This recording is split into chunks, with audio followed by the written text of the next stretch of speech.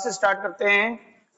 तो आज यहाँ पे देखेंगे एमसीबी। एमसीबी नहीं बताया आपको, मिनिएचर सर्किट ब्रेकर।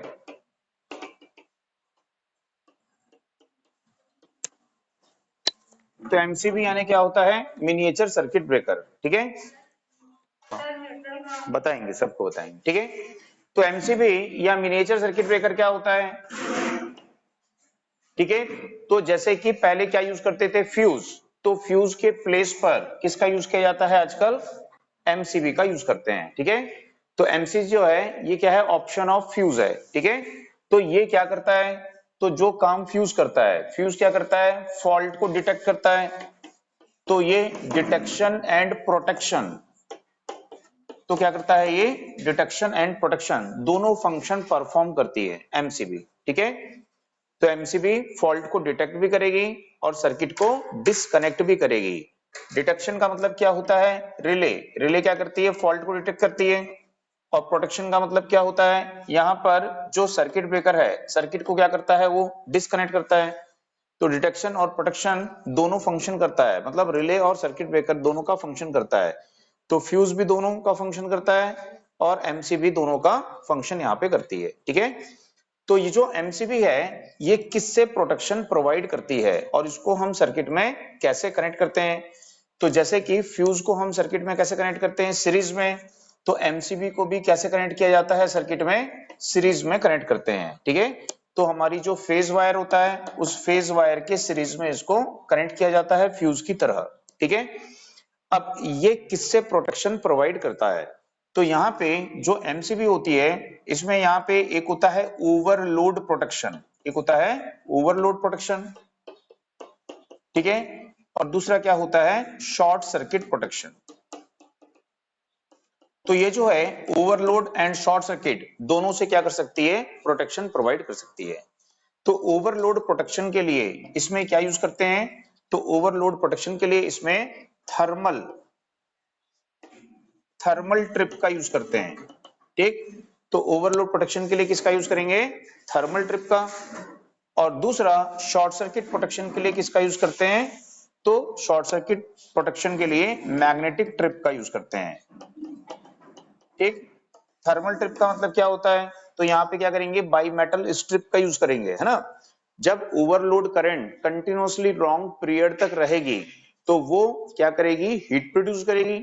और जो थर्मल स्ट्रिप है वो क्या होगी? ऐसा बैंड हो जाएगी। थर्मल स्ट्रिप बैंड होगी तो क्या होगा? एमसीबी को वो ऑपरेट कर देगी, तो एमसीबी वहां पे ऑपरेट हो जाएगी। तो ओवरलोड प्रोटेक्शन जो होता है वो इंस्टेंटेनियस नहीं होता है, उसमें क्या रहता है? टाइम लैग रहेगा। बट शॉर्ट सर्किट प्रोटेक्शन कैसा होना चाहिए? इंस्टेंटेनियस होना चाहिए। तो उसके लिए मैग्नेटिक ट्रिप का यूज करते हैं। मैग्नेटिक ट्रिप कैसा होता है कि जैसे यदि देखें कि ये हमारी ऐसा लाइन है ये, तो एमसीबी में क्या करते हैं? इस प्रकार से ऐसा थिक कॉपर कंडक्टर की ऐसे कॉइल को बना देते हैं ऐसा। ठीक, और इस एमसीबी को हमने किसे जोड़ा हुआ है? सीरीज में जोड़ा हुआ है इस प्रकार से। तो यहां से कौन सी करंट फ्लो होती है? लोड करंट ऐसा फ्लो होती है। इस कॉइल से लोड करंट फ्लो होती है ऐसा। ठीक, अब यदि क्या होता है? शॉर्ट सर्किट होता है तो शॉर्ट सर्किट के समय में करंट का मैग्नीट्यूड क्या होगा? सडनली इंक्रीज हो जाएगा। तो इस कॉइल से फ्लो होने वाली करंट क्या होगी? इंक्रीज होगी। तो जब इसकी करंट इंक्रीज होगी तो क्या करेगा? इसको पुल करेगा, और पुल करेगा तो सर्किट को क्या करेगा? ये इस प्रकार से ओपन कर देगा। ठीक है, तो ये प्रोटेक्शन कैसा होता है? इंस्टेंटेनियस होता है। एमसीबी कितनी वोल्टेज तक के लिए हम यूज करते हैं? तो 230 वोल्ट जो होती है हमारे घरों में है ना, उसके लिए नॉर्मल यूज करते हैं। या 400 वोल्ट के लिए भी यूज किया जाता है। सिंगल पोल आती है, ठीक है, 3 पोल आती है, या 2 पोल होती है। 2 पोल को क्या बोलते हैं? आइसोलेटर बोलते हैं। ठीक है, तो यदि सिंगल पोल एमसीबी है तो ये इस प्रकार की एमसीबी है, सिंगल पोल एमसीबी। यदि 2 पोल एमसीबी है, इस प्रकार से है 2 पोल एमसीबी, तो 2 पोल एमसीबी का यूज कहां पे करते हैं? तो 2 पोल एमसीबी में एक होगा फेज और दूसरा क्या होता है? न्यूट्रल होता है। ठीक है, तो इसी 2 पोल एमसीबी को ही क्या बोलते हैं? इसको बोलते हैं आइसोलेटर बोलते हैं। ये सर्किट को क्या कर देगा? फेज न्यूट्रल दोनों वायर को सर्किट से डिस्कनेक्ट कर देगा, मतलब सर्किट हमारा क्या होगा? सिस्टम से आइसोलेट हो जाएगा। तो इसको क्या बोलते हैं? वहां पे आइसोलेटर बोलते हैं। ठीक है, बात समझ में आई? अब यहाँ पे 3 फेज एमसीबी भी होती है। 3 फेज में भी हम क्या कर सकते हैं? इसका वहां पे यूज कर सकते हैं। ठीक है, तो एमसीबी की जो करंट रेटिंग है नॉर्मली, इसकी करंट रेटिंग कितनी होती है? तो एमसीबी की करंट रेटिंग यदि हम देखें तो इसकी करंट रेटिंग जो होती है वो लगभग लगभग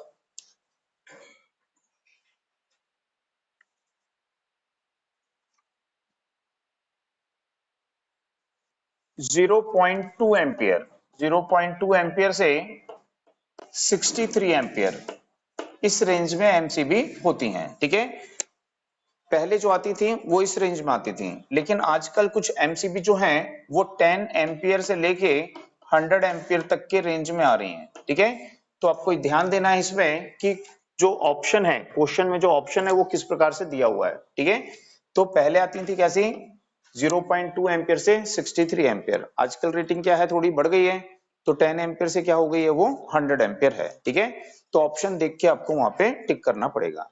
अब इसका जो ऑपरेटिंग टाइम होता है एमसीबी का, वो ऑपरेटिंग टाइम क्या होता है, बहुत कम होता है। कितना कम होता है? तो 0.2 से 0.25 मिली सेकेंड, तो इतनी मिली सेकेंड में ये एमसीबी वहां पे ऑपरेट हो जाती है। ठीक है, तो इसमें कुछ पॉइंट्स हैं, उसको नोट कर लीजिए, इसमें लिखिएगा फ्यूज के प्लेस पर, फ्यूज के स्थान पर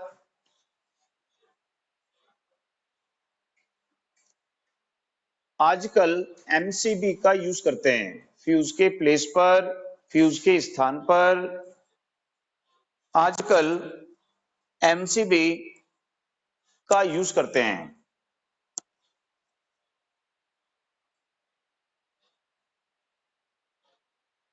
यह डिटेक्शन एंड प्रोटेक्शन, यह डिटेक्शन एंड प्रोटेक्शन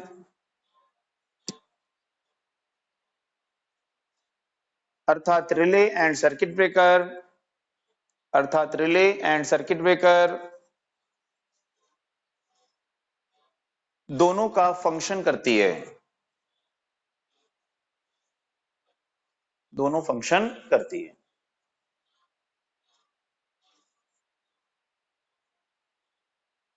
नेक्स्ट के फ्यूज के समान, फ्यूज के सिमिलरली, फ्यूज के समान, फ्यूज के सिमिलरली इसे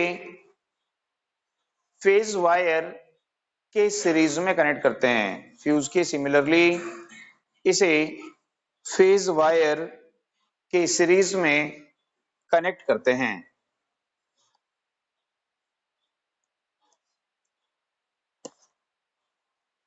नेक्स्ट की यह ओवरलोड एंड शॉर्ट सर्किट दोनों से प्रोटेक्शन प्रोवाइड करती है। यह ओवरलोड एंड शॉर्ट सर्किट दोनों से प्रोटेक्शन प्रोवाइड करती है।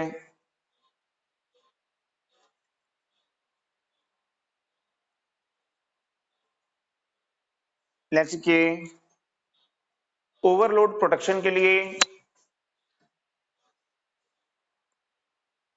इसमें थर्मल ट्रिप, ओवरलोड प्रोटेक्शन के लिए इसमें thermal trip and short circuit protection के लिए, एंड शॉर्ट सर्किट प्रोटेक्शन के लिए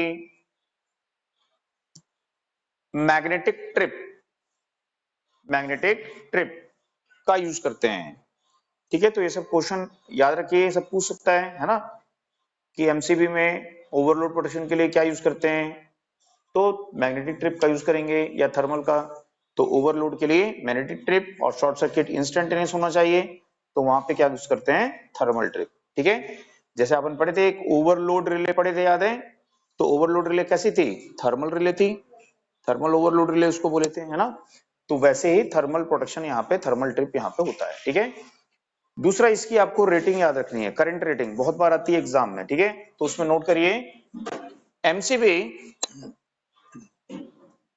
की करंट रेटिंग, एमसीबी की करंट रेटिंग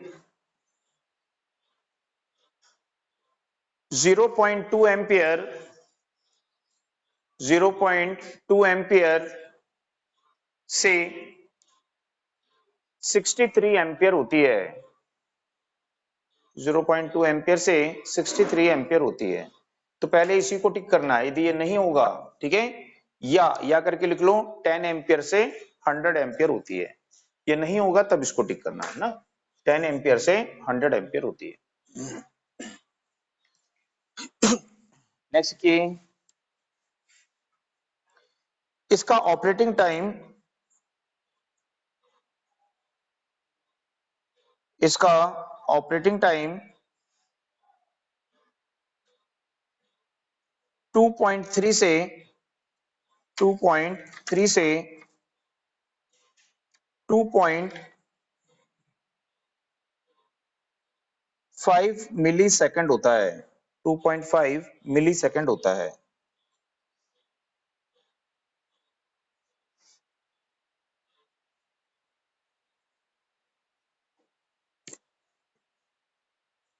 ठीक है,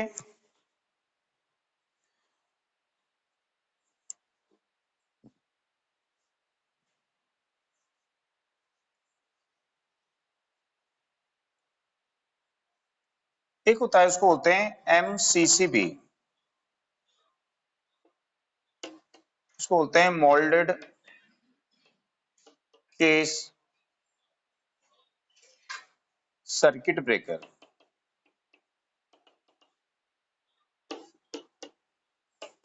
ठीक है, तो उसको बोलते हैं मोल्डेड केस सर्किट ब्रेकर।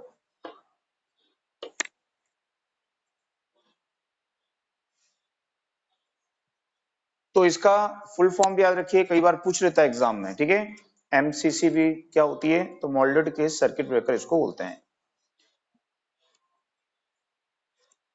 तो एमसीसीबी क्या है, सेम एमसीबी के समान ही है ये। ठीक है, एमसीसीबी क्या है, सेम एमसीबी के समान है। ठीक है, लेकिन इसकी जो करंट रेटिंग होती है वो क्या होती है, एमसीबी से बहुत ज्यादा होती है। इसकी जो करंट रेटिंग होती है वो कितनी होती है, लगभग 1000 एम्पियर इसकी करंट रेटिंग होती है। ठीक है, जबकि हमने पढ़ा कि एमसीबी की कितनी होती है, तो 63 एम्पियर तक मैक्सिमम होती है। ठीक है, लेकिन इसकी 1000 एम्पियर तक होती है, मतलब हायर वैल्यू करंट के लिए हम इसको यूज करेंगे। ठीक है, तो कहां पे यूज करते हैं, थ्री फेज सर्किट में, थ्री फेज सर्किट में इसको यूज किया जाता है ना। जैसे कि आजकल देखोगे ट्रांसफॉर्मर वगैरह होते हैं ना, तो ट्रांसफॉर्मर के सेकेंडरी साइड में पहले क्या लगाते थे हम, फ्यूज लगाते थे डिस्ट्रीब्यूशन ट्रांसफॉर्मर में। तो उसकी जगह पर हम किसको लगा सकते हैं, एमसीसीबी को वहां पे लगा सकते हैं। ठीक है, दूसरा क्या होता है कि इसमें करंट सेटिंग होती है, करंट सेटिंग कर सकते हैं। करंट सेटिंग पढ़े थे सर्किट ब्रेकर में, तो करंट सेटिंग का मतलब क्या होता है, इसकी ट्रिप करंट को सेट करना। ठीक है, तो इसकी जो ट्रिप करंट होती है उसको हम अपनी डिजायर्ड वैल्यू तक सेट कर सकते हैं। एमसीबी में ऐसा नहीं है, यदि एमसीबी आप मार्केट से परचेज करके लाए हो कि वो 16 एम्पियर की है, तो वो 16 एम्पियर ही रहेगी, है ना, उसकी करंट को आप चेंज नहीं कर सकते हो। लेकिन यहाँ पे इसमें एक क्या दिया होगा, सेटिंग दी हुई होगी, आप उस सेटिंग को, नॉब को घुमा करके इसकी करंट सेटिंग को क्या कर सकते हो, यहाँ पे चेंज कर सकते हो। ठीक है, ये भी एमसीबी के समान ही क्या करेगी, ओवरलोड शॉर्ट सर्किट वगैरह सभी से क्या करेगी, ये प्रोटेक्शन प्रोवाइड करेगी।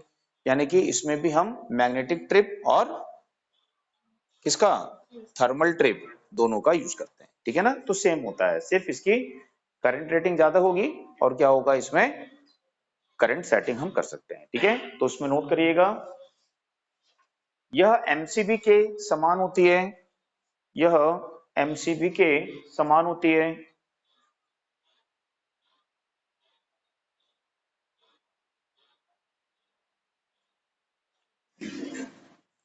नेक्स्ट की, लेकिन इसकी करंट रेटिंग, इसकी करंट रेटिंग हाई 1000 एम्पियर तक होती है।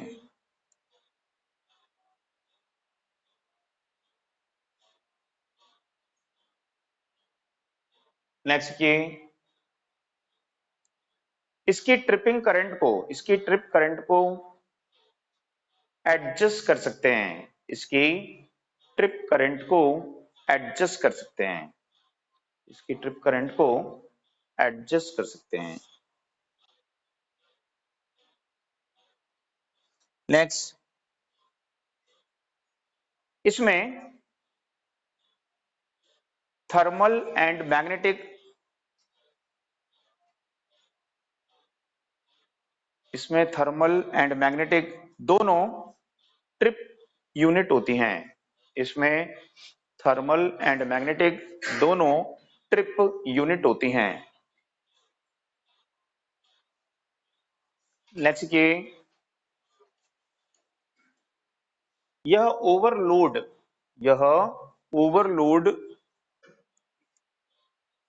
एंड शॉर्ट सर्किट दोनों से प्रोटेक्शन प्रोवाइड करती है, दोनों से प्रोटेक्शन प्रोवाइड करती है।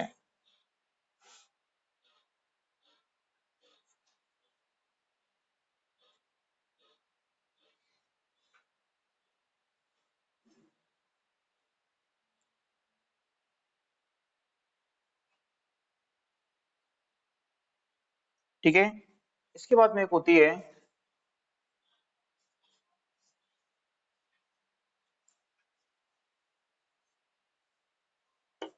RCCB, उसको बोलते हैं रेसिजुअल करंट सर्किट ब्रेकर।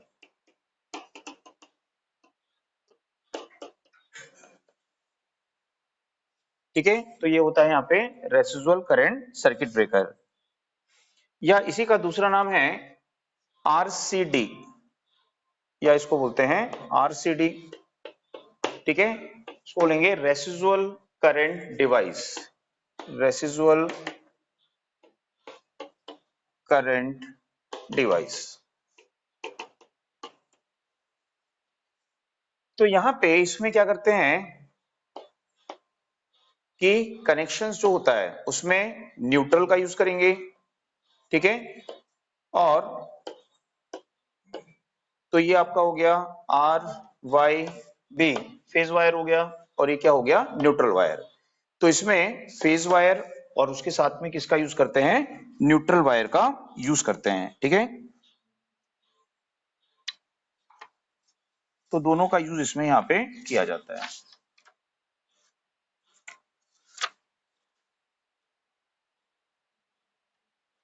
तो ये हमको किससे प्रोटेक्शन प्रोवाइड करती है, तो ये हमको किससे प्रोटेक्शन प्रोवाइड करती है, लीकेज से। किससे प्रोटेक्शन प्रोवाइड करती है, अर्थ लीकेज से।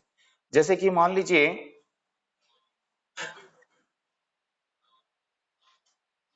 क्या करते हैं, किस प्रकार से आयरन की ऐसे क्या ले लेते हैं, यहाँ पे कोर ऐसा ले लेते हैं।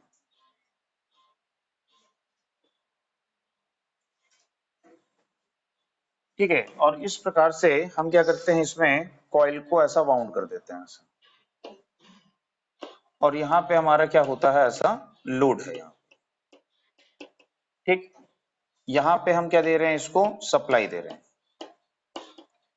और इस पे हम एक दूसरी कॉइल लगा देते हैं, और इससे हम रिले की ऑपरेटिंग कॉइल को कनेक्ट कर देते हैं। ठीक, और ये मान लो आपका ट्रिप सर्किट होगा इस प्रकार से। तो ये आपकी क्या हो गई, रिले हो गई। अब यदि मान लीजिए यहां से जो करंट जा रही है, ठीक है, लोड करंट, वो 10 एम्पियर जा रही है, तो लोड करंट 10 एम्पियर जाएगी, तो वो क्या करेगी, इसमें मैग्नेटिक फील्ड सेटअप करेगी। तो यदि किसी इंस्टेंट पर वो इधर एन पोल बनाएगी, तो इधर क्या करेगी, एस पोल बनाएगी।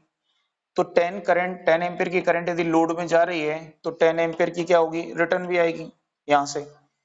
तो यहाँ पे वाइंडिंग को इस प्रकार से वाउंड करेंगे कि अब यहाँ पे क्या बनना चाहिए, एस पोल, और यहाँ पे क्या बनना चाहिए, एन पोल। जब करंट रिटर्न होगी तो जितने टर्न्स यहाँ हैं सेम टर्न्स यहाँ है। ठीक है, जितनी करंट आउट इनकमिंग है उतनी ही करंट आउटगोइंग है।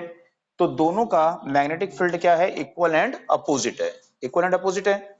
तो यहाँ पे रिजल्टेंट फ्लक्स क्या होगी, जीरो होगी, मीन्स इसमें कोई भी फ्लक्स यहाँ पे प्रेजेंट नहीं होगी। ठीक है, अभी यहाँ पे कोई क्या होता है, जैसे हम काम कर रहे हैं कुछ, और अचानक से क्या होता है, हमारा हाथ इसको टच हो जाता है, और बॉडी से हमारी क्या होता है, करंट जो है वो लीकेज करती है कहाँ पे, ग्राउंड में। ठीक है, तो अभी क्या होगा, मिसमैच हो जाएगा। यहाँ पे जो इनकमिंग करंट है, ठीक है, उसका कुछ पार्ट कहाँ जाएगा, ग्राउंड में। तो यहाँ से जो आउटगोइंग करंट होगी उसकी वैल्यू क्या हो जाएगी, लेस हो जाएगी। तो इनकमिंग करंट ज्यादा होगी और आउटगोइंग करंट क्या हो जाएगी, कम हो जाएगी। तो दोनों में क्या आएगा, मिसमैच आएगा। तो उस मिसमैच के कारण अब यहाँ पे क्या होगा, रिजल्टेंट फ्लक्स आएगी। अब उस फ्लक्स के कारण इसमें क्या होगा, ईएमएफ इंड्यूस्ड होगी, इसमें क्या फ्लो होगी, करंट, और ये सर्किट को क्या करेगी, ट्रिप कर देगी। ठीक है। तो देखे होगे टीवी वगैरह में बहुत ऐड आता है आरसीसीबी का, ठीक है, कि उसमें दिखाता है कि छुआ तो एकदम उसको क्या हो गया, शॉक वॉक लग गया, है ना, बाल बाल उसके खड़े उड़े कर देता है ना। तो वो जो शॉक है वो बताता है कि आप अपने घर में क्या लगाइए, आरसीसीबी लगाइए। तो इसको हम कहाँ लगाते हैं, डोमेस्टिक पर्पस के लिए। ठीक है, घरों में जो इलेक्ट्रिक शॉक होता है, इस इलेक्ट्रिक शॉक से सेफ्टी के लिए हम इसको लगाते हैं। यदि यहां से जो करंट होती है 30 मिली एम्पियर, इतनी करंट क्या होती है, लीकेज होती है। तो इस करंट के लिए ये सेंसिटिव है, ये क्या हो जाएगी, वहां पे ऑपरेट हो जाएगी। आई बात समझ में। तो इसको डोमेस्टिक पर्पज से लगाया जाता है, इलेक्ट्रिक शॉक से सेफ्टी के लिए। ठीक है ना, इसमें नोट करिएगा। सो डायग्राम को बना लो। ऐसा डायग्राम भी कई बार आ जाता है, जैसे आप लोग का तो नहीं, आईटीआई वालों का हुआ था इसरो का एग्जाम ना, उसमें आया था, ऐसा डायग्राम दे दिया था, पूछा था ये किसका डायग्राम है ना। तो ऐसा डायग्राम उसमें पूछ लेता है। ठीक है, तो इसमें नोट करिएगा, आरसीसीबी में फेज एंड न्यूट्रल दोनों वायर कनेक्ट करते हैं।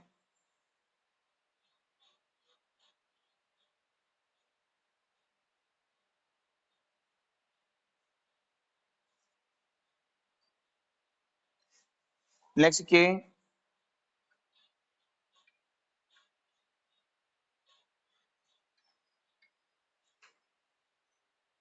फेज वायर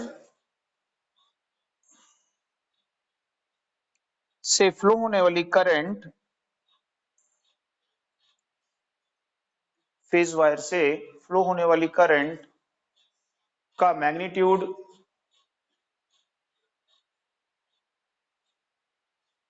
न्यूट्रल करंट के इक्वल होता है।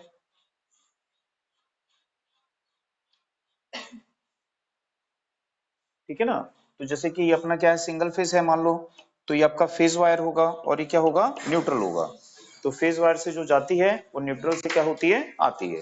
तो फेज वायर से फ्लो होने वाली करंट का मैग्नीट्यूड न्यूट्रल वायर से रिटर्न होने वाली करंट के मैग्नीट्यूड के क्या होता है, इक्वल होता है। ठीक है, नेक्स्ट ये अर्थ फॉल्ट की कंडीशन में, अर्थ लीकेज भी लिख सकते हो, अर्थ फॉल्ट की कंडीशन में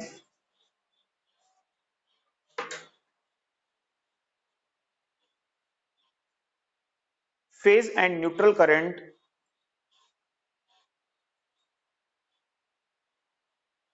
फेज एंड न्यूट्रल करंट में मिसमैच, मिसमैच या डिफरेंस बोल सकते हो, होने पर यह ऑपरेट होकर सर्किट को डिस्कनेक्ट करती है। यह ऑपरेट होकर सर्किट को डिस्कनेक्ट करती है।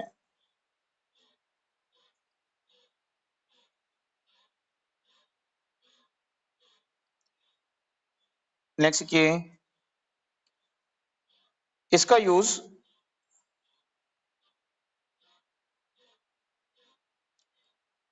रेसिडेंशियल बिल्डिंग में,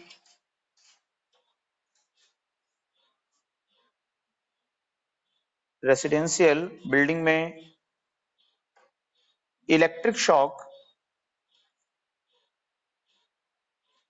से सेफ्टी प्रोवाइड करने के लिए करते हैं। इलेक्ट्रिक शॉक से सेफ्टी प्रोवाइड करने के लिए करते हैं।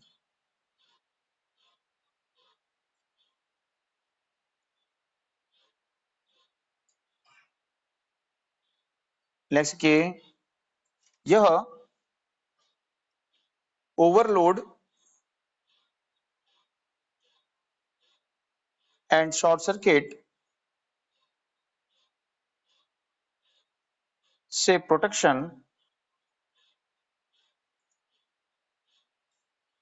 प्रोवाइड नहीं करती है,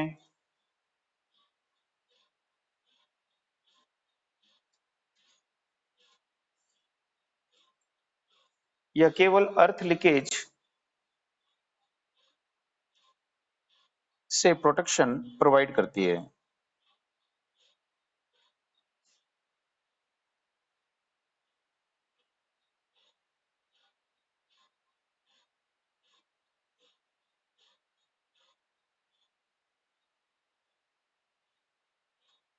ठीक है,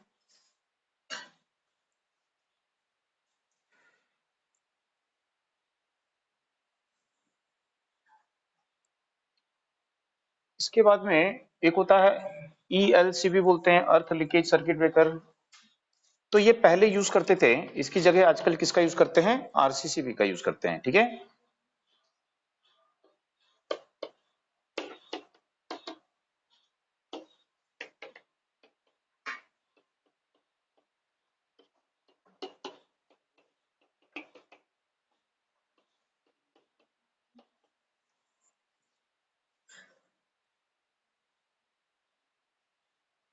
तो ELCB अर्थ लीकेज सर्किट ब्रेकर यहाँ पे होता है। अच्छा, इसका ऑपरेटिंग टाइम नहीं लिखे हैं अपन ना, उसमें लिख लीजिए, एक लाइन और लिख लीजिए कि RCCB जो है उसका operating time 30 milli ampere second होता है। ठीक है, 30 मिली एम्पियर सेकेंड होता है, मतलब इतनी करंट पर वो 1 एम्पियर में 1 सेकेंड में क्या हो जाएगी, डिस्कनेक्ट कर देगी सर्किट को। ठीक है, 30 मिली एम्पियर सेकेंड होता है। करंट ज्यादा होगी तो ऑपरेटिंग टाइम क्या हो जाएगा, उसका कम हो जाएगा। ठीक है, तो करंट इंक्रीज होने पर ऑपरेटिंग टाइम क्या होता है, डिक्रीज हो जाता है। तो यहाँ पे जो अर्थ लीकेज सर्किट ब्रेकर है, ELCB है, इसमें क्या करते हैं, अर्थ वायर का भी यूज किया जाता है। ठीक है, तो इसमें जैसे हम देखेंगे कि जो कनेक्शन होता है, कनेक्शन करने के लिए, ठीक है, एक यहाँ पे रहेगा आपका RYB। ठीक है, और उसके साथ में आपका क्या रहेगा, यहाँ पे अर्थ कनेक्शन होना चाहिए। ठीक है, तो यहाँ पे इसमें RYB के साथ में किसका यूज करेंगे, अर्थ कनेक्शन का यूज करेंगे। ठीक है, तो जैसे न्यूट्रल का यूज करते हैं, अभी न्यूट्रल का यूज किए थे, तो यहाँ पे किसका यूज करते हैं, और ये भी किससे प्रोटेक्शन देता है हमको, अर्थ लीकेज से प्रोटेक्शन देता है ना। अर्थ लीकेज होने पर, अर्थ फॉल्ट होने पर ये ऑपरेट होगा और सर्किट को क्या करेगा, डिस्कनेक्ट करेगा। तो आजकल इसका यूज नहीं करते हैं, इसकी जगह किसका यूज करते हैं, RCCB का करते हैं। ठीक है, तो इसमें नोट करिएगा, इसमें लिखिएगा,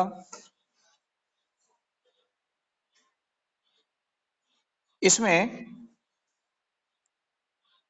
इसमें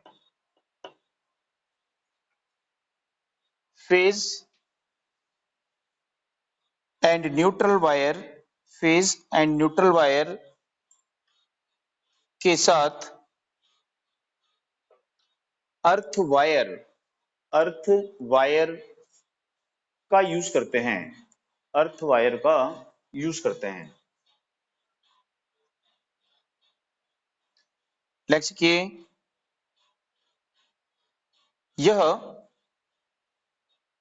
अर्थ leakage current, earth leakage current से सेफ्टी प्रोवाइड करती है।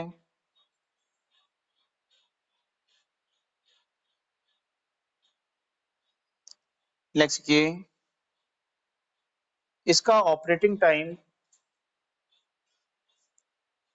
30 मिली एम्पियर सेकेंड होता है। इसका भी ऑपरेटिंग टाइम सेम है, 30 मिली एम्पियर सेकेंड होता है। ठीक है, तो ये सब क्वेश्चन कभी कभार आते हैं, है ना, रेयर क्वेश्चन ये हैं, लेकिन आ सकते हैं, क्योंकि ये सब क्या होते हैं, थोड़े से प्रैक्टिकल क्वेश्चंस होते हैं, है ना, जो आपके बुक में नहीं होंगे, लेकिन क्या होता है कि जो फील्ड में वर्क करता है ना, तो उनमें ये सब चीजें वो यूज करता है। अब इसके बाद में देखेंगे यहाँ पे न्यूट्रल ग्राउंडिंग बोलने वाले थे, न्यूट्रल ग्राउंडिंग देखने वाले थे। हाँ, सेम सेम ऑपरेटिंग टाइम क्या है दोनों का, सेम।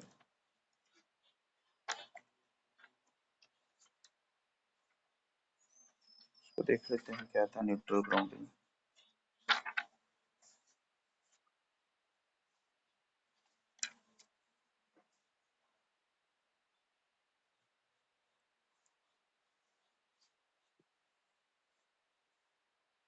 ठीक है, तो यहाँ पे देखेंगे कि जो अपना 3 फेज सिस्टम है, ठीक है, तो हेडिंग डाल लो उसमें न्यूट्रल अर्थिंग,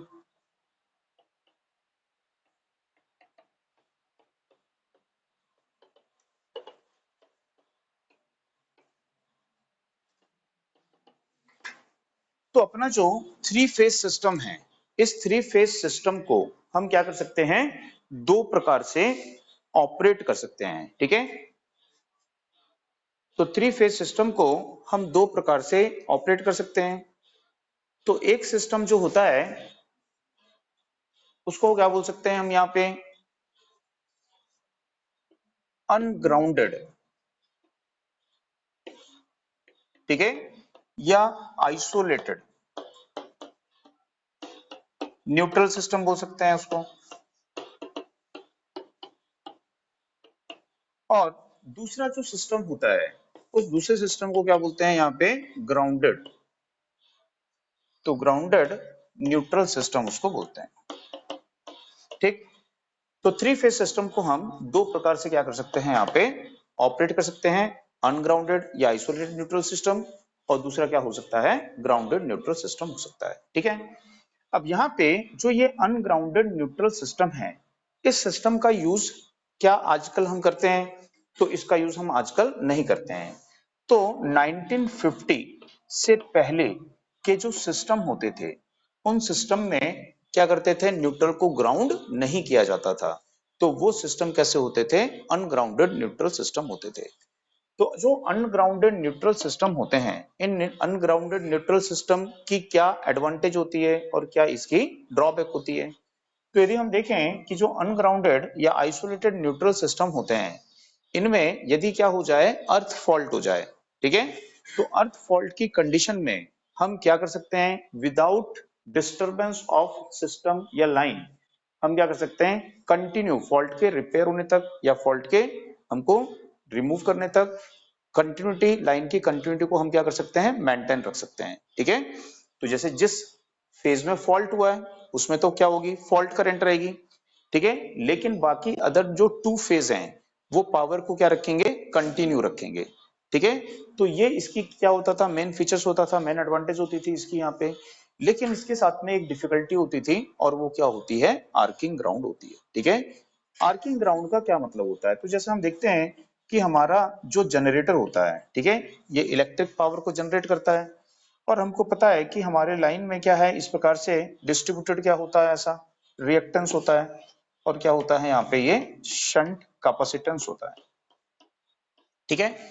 अब मान लीजिए यहाँ पे कोई क्या हो जाता है, ऐसा फॉल्ट हो जाता है। अब ये कैसा अनग्राउंडेड सिस्टम है, अनग्राउंडेड सिस्टम है, यहाँ पे इस प्रकार से क्या होता है, फॉल्ट हो जाता है, ठीक है। तो फॉल्ट की कंडीशन में हमको पता है कि ये कैपेसिटेंस जो होते हैं, ये क्या होते हैं, डिस्चार्ज हो जाते हैं यहाँ पे, है ना, अपन पढ़ चुके हैं।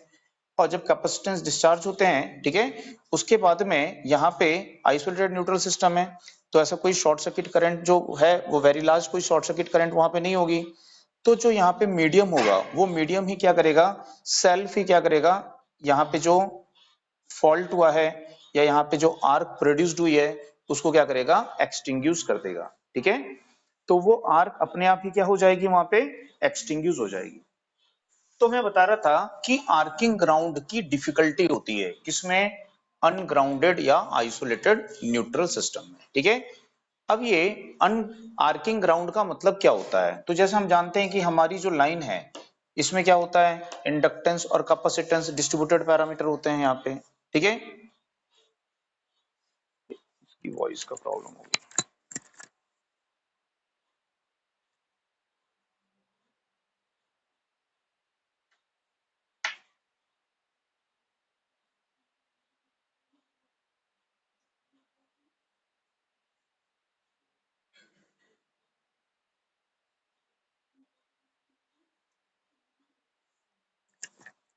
हेलो, अभी आ रही है वॉइस क्लियर, वॉइस क्लियर आ रही है, ओके। तो यहां पे देखेंगे कि हमारा जो सिस्टम है, ये सिस्टम कैसा है, एलसी डिस्ट्रीब्यूटेड पैरामीटर वाला सिस्टम है। अब इस सिस्टम में यदि यहाँ पे क्या होता है, कोई फॉल्ट हो जाता है, कौन सा फॉल्ट हो गया, अर्थ फॉल्ट हो गया, तो कौन सी करंट फ्लो होगी यहाँ पे, अर्थ फॉल्ट करंट फ्लो होगी। बिकॉज हमने न्यूट्रल को ग्राउंड किया हुआ नहीं है, तो इसके कारण जो अर्थ फॉल्ट करंट है उसका मैग्नीट्यूड भी क्या होगा, स्मॉल होगा। ठीक है, अब जब मैग्नीट्यूड स्मॉल होगा तो यहाँ पे जो ये सिस्टम में फॉल्ट प्रोड्यूस्ड हुआ है उसके कारण जो फॉल्ट करंट है वो सेल्फ क्या होगी, वहां पे इंटरप्ट हो जाएगी, एक्सटिंग्विश हो जाएगी। तो यदि मान लीजिए यहाँ पे कोई आर्क प्रोड्यूस्ड हुई है तो वो आर्क क्या होगी, अपने आप एक्सटिंग्विश हो जाएगी। ठीक है, अब अर्थ फॉल्ट का मतलब क्या है, जैसे कि मान लीजिए कहीं पे इंसुलेशन यूज करते हैं, लाइव कंडक्टर और अर्थ के बीच में क्या यूज करते हैं, इंसुलेशन। इंसुलेशन क्या हो गया है, पंचर हो गया है, तो वहां पे क्या होगा, अर्थ फॉल्ट होगा। देखे होगे जब इंसुलेशन पंचर होता है, अर्थ फॉल्ट होता है, तो वहां काला स्पॉट बन जाता है ना, जल जाता है वो। तो क्यों जला होगा, वहां पे अर्थ फॉल्ट करंट फ्लो हुई होगी। क्यों, क्योंकि वो मीडियम को क्या कर देती है, आयोनाइज कर देती है, और मीडियम आयोनाइज होता है। ठीक है, तो वहां पे क्या प्रोड्यूस्ड होती है, आर्क प्रोड्यूस्ड होती है, और वो आर्क सेल्फ क्या होगी, वहां पे एक्सटिंग्विश हो जाएगी। तो अपनी अर्थ फॉल्ट करंट भी क्या होगी, यहाँ पे अब इंटरप्ट हो जाएगी। ठीक, तो अर्थ फॉल्ट करंट क्या हो गई है, अब इंटरप्ट हो गई है। लेकिन जैसे ही ये एक्सटिंग्विश होगा, इंटरप्ट होगा, तो हम देखेंगे कि यहाँ पे जो ये कैपेसिटिव करंट है, अब ये कैपेसिटिव करंट यहाँ फ्लो होगी, फिर कैपेसिटर क्या हो जाएगा, डिस्चार्ज हो जाएगा, फिर इंडक्टर को क्या करेगा, वो चार्ज करेगा। तो हम पढ़ चुके हैं कि इस प्रकार से क्या होता है, यहाँ पे हाई वोल्टेज ट्रांजिएंट प्रोड्यूस्ड होती है, जिसका मैग्नीट्यूड सिस्टम की वोल्टेज से कई टाइम्स क्या होता है, ग्रेटर होता है। ठीक है, और वो हाई वोल्टेज ट्रांजिएंट क्या करेगी, यहाँ पे आर्क को रिस्ट्राइक करेगी। क्या एक बार स्ट्राइक करेगी, नहीं, तो वो क्या करती है, बार बार करती है। ऐसा पढ़े थे, ऑसिलेशन की क्या होती है, फ्रीक्वेंसी, तो बार बार आर्क को क्या करती है, वो रिस्ट्राइक करती है। तो इसी फिनोमिना को क्या बोलते हैं, वहां पे आर्किंग ग्राउंड बोलते हैं। ठीक है, तो ये जो आर्किंग ग्राउंड की डिफिकल्टी है, ये किसमें होती है, अनग्राउंडेड न्यूट्रल सिस्टम में होती है। ठीक है, या फिर आइसोलेटेड न्यूट्रल सिस्टम में होती है। ठीक है, तो इस प्रॉब्लम के को ओवरकम करने के लिए, आर्किंग ग्राउंड की जो प्रॉब्लम थी इसको अवॉइड करने के लिए हमने क्या किया कि 1950 के बाद में जितने भी सिस्टम यूज किए गए उन सब में किसको ग्राउंड किया गया, न्यूट्रल को ग्राउंड किया गया। ठीक है, तो न्यूट्रल को कहां पर ग्राउंड करते हैं, तो न्यूट्रल को जनरेटिंग स्टेशन पे तो सबसे पहले ग्राउंड करते हैं। ठीक है, तो यदि बोला जाएगा कि आपको यदि ऑप्शन दिया है कि न्यूट्रल को कहां पे ग्राउंड किया जाता है, अब एक ही ऑप्शन चुनना है, और वो ऑप्शन क्या दिया हुआ है आपको, ठीक है, at the end of generating station. तो कहां पे यूज करते हैं, जनरेटिंग स्टेशन के एंड पे, जनरेटिंग स्टेशन के छोर पे उसको यूज किया जाता है। ठीक है, या फिर पूछ सकता है आपको कि न्यूट्रल को कहां ग्राउंड करते हैं, तो हम यहाँ पे हमारा ट्रांस जनरेटिंग स्टेशन होता है, हमारा ट्रांसमिशन सिस्टम है, हमारा डिस्ट्रीब्यूशन सिस्टम है, हमारा यूटिलाइजेशन सिस्टम होता है, जिसको हम जहां पे हम सिस्टम को क्या कर रहे हैं, यूज कर रहे हैं। ठीक है, तो वहां पे डिफरेंट डिफरेंट वोल्टेज लेवल होती है। जैसे कि जनरेटिंग में वोल्टेज लेवल क्या है, 11 केवी है। ठीक, ट्रांसमिशन में वोल्टेज लेवल क्या है, ठीक, डिस्ट्रीब्यूशन में वोल्टेज लेवल क्या है आपकी, या 400 है, या जो भी 11 केवी है ना। हर एक लेवल पे, हर एक सिस्टम में आपका वोल्टेज का लेवल क्या हो रहा है, चेंज हो रहा है। तो हर एक वोल्टेज लेवल पर क्या करते हैं, न्यूट्रल को ग्राउंड करते हैं। तो न्यूट्रल को ग्राउंड करना ही क्या कहलाता है, न्यूट्रल ग्राउंडिंग या न्यूट्रल अर्थिंग कहलाता है। आई बात समझ में सबको। तो यहाँ पे जो न्यूट्रल ग्राउंडिंग है, न्यूट्रल अर्थिंग है, ये तो हम यहाँ पे कर रहे हैं। यदि हम इसको ग्राउंड ना करें, ठीक है, तो उस समय किस प्रकार की डिफिकल्टीज आती है, किस प्रकार की करंट होती है, उसको यहाँ पे अपन देखेंगे। पहले इसमें नोट करिएगा, पहले इसमें लिखिएगा, उसमें लिखिए थ्री फेज सिस्टम को टू टाइप से ऑपरेट कर सकते हैं।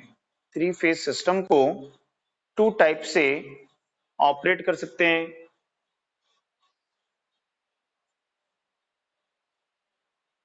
पहले लिखिए अनग्राउंडेड या आइसोलेटेड न्यूट्रल सिस्टम, और दूसरा होता है ग्राउंडेड न्यूट्रल सिस्टम। ठीक है, अनग्राउंडेड या आइसोलेटेड न्यूट्रल सिस्टम, और दूसरा होता है ग्राउंडेड न्यूट्रल सिस्टम।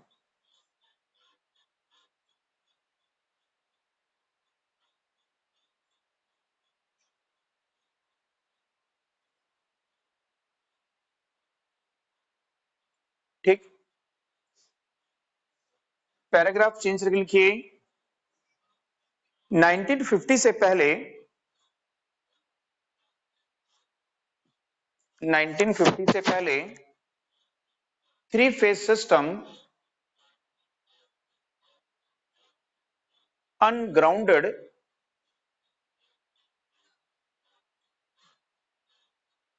सिस्टम होता था, अनग्राउंडेड सिस्टम होते थे।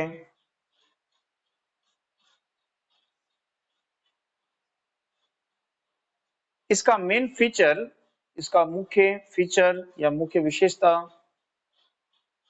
इसका मेन फीचर मुख्य विशेषता यह होती थी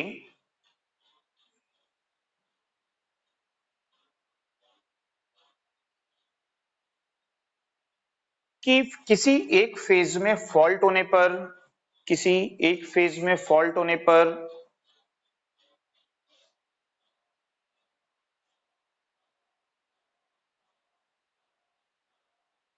उसके रिपेयर होने तक, उसके रिपेयर होने तक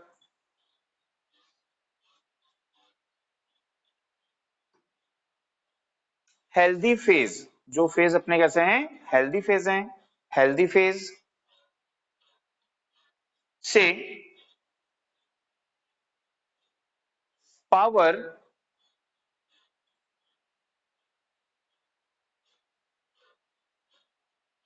कंटिन्यू,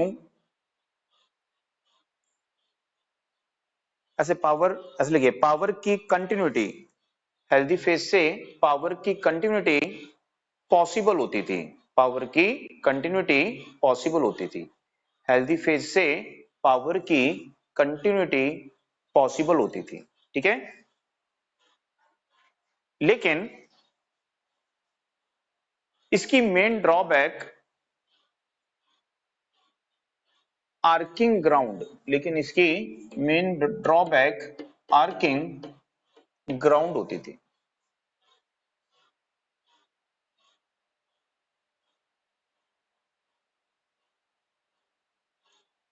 ठीक है, नेक्स्ट के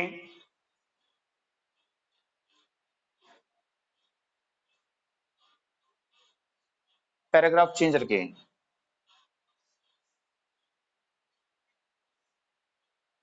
आजकल थ्री फेज सिस्टम, आजकल थ्री फेज सिस्टम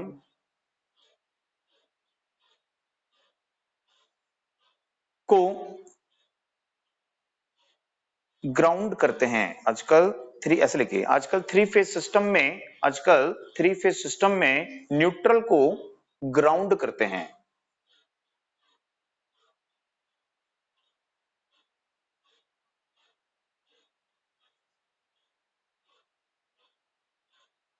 नेक्स्ट की पैराग्राफ चेंज करके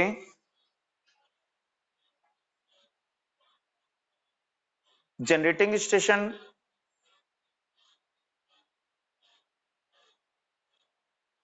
generating station transmission distribution and utilization, and utilization के ईच वोल्टेज लेवल पर, के प्रत्येक वोल्टेज लेवल पर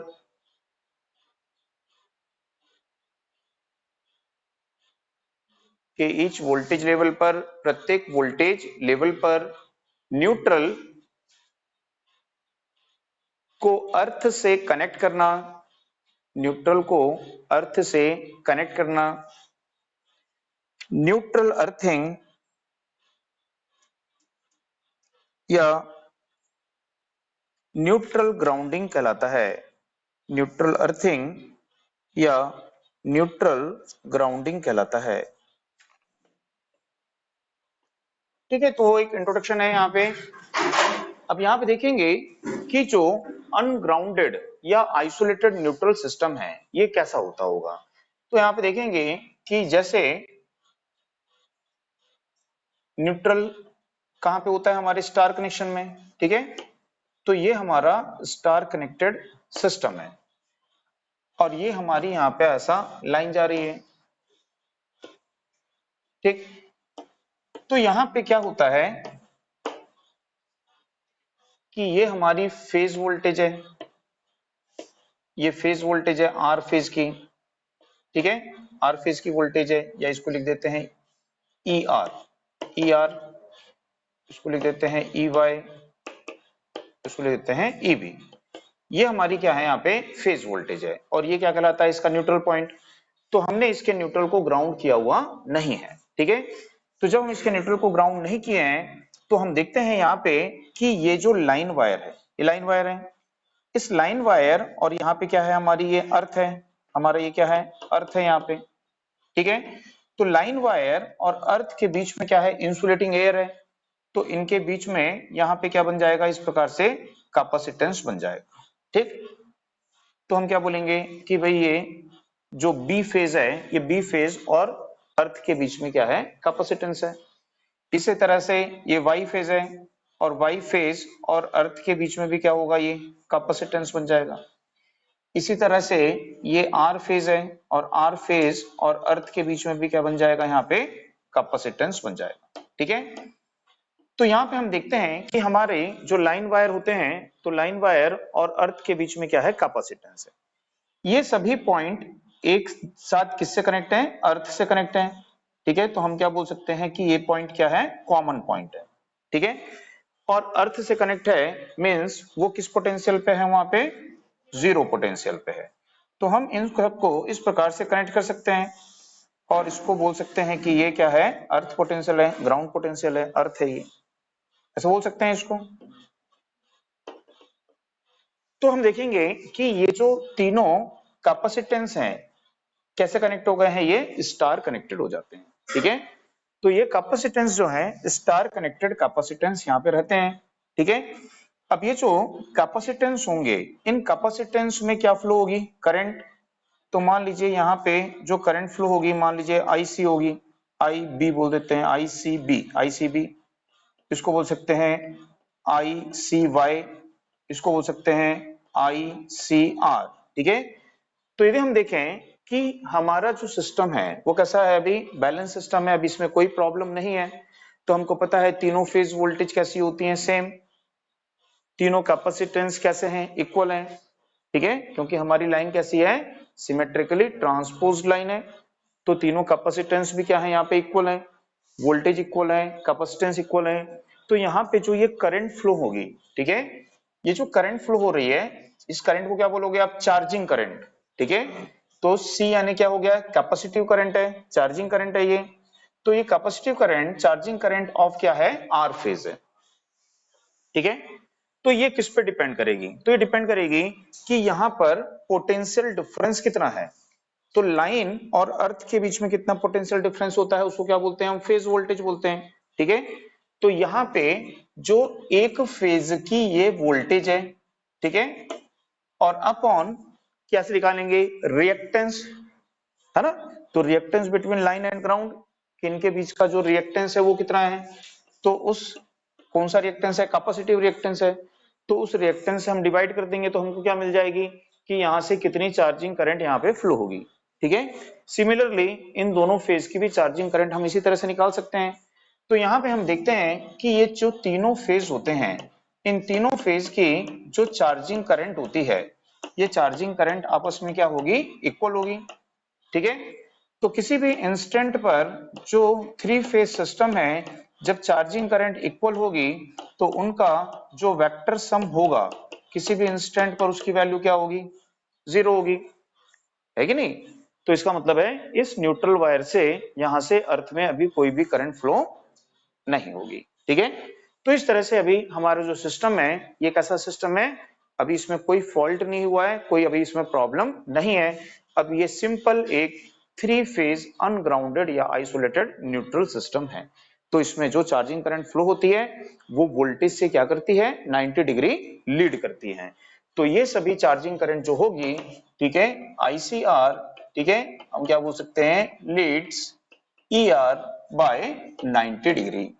तो ये चार्जिंग करंट अपने रिस्पेक्टिव फेज वोल्टेज से क्या करेगी 90 डिग्री लीड करेगी, ठीक है। मैग्नीट्यूड में उतना होगा, तीनों का वेक्टर सम जीरो, और इस न्यूट्रल वायर से कोई भी करंट फ्लो नहीं होगी। ठीक है, इतना समझ में आया।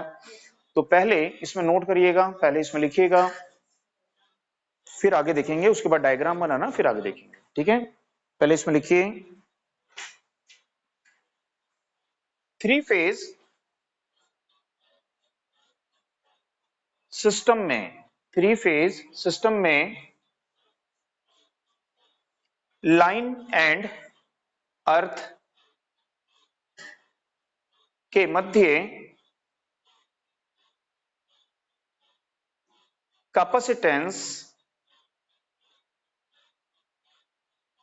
एग्जिस्ट होता है या बनता है।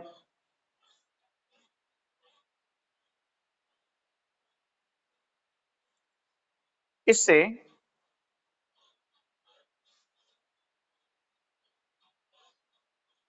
उसमें चार्जिंग करंट फ्लो होती है।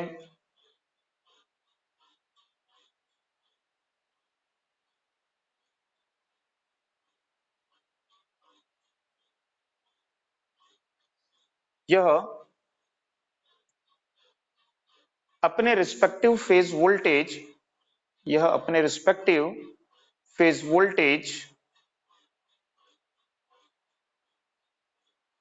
से 90 डिग्री लीड करती है। यह अपने रिस्पेक्टिव फेज वोल्टेज से 90 डिग्री लीड करती है। नेक्स्ट देखिए,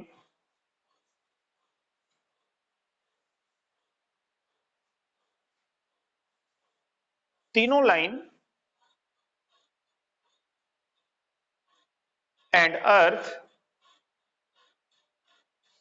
के मध्य कैपेसिटेंस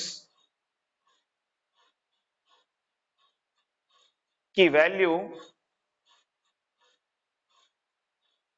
इक्वल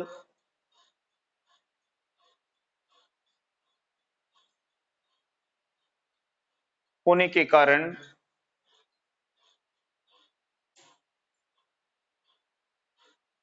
उसमें चार्जिंग करंट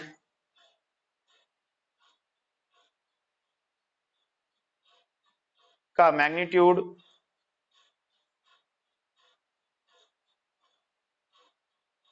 इक्वल होता है।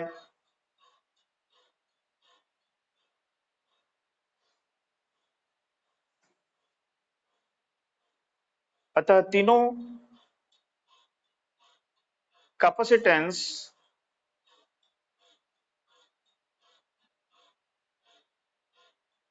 की चार्जिंग करंट का वेक्टर सम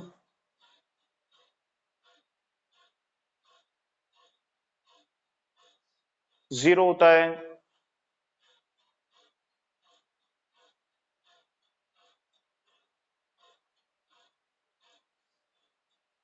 इसलिए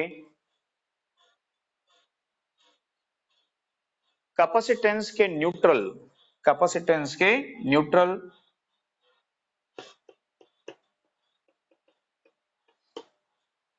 से अर्थ में जीरो करंट फ्लो होती है, जीरो करंट फ्लो होती है।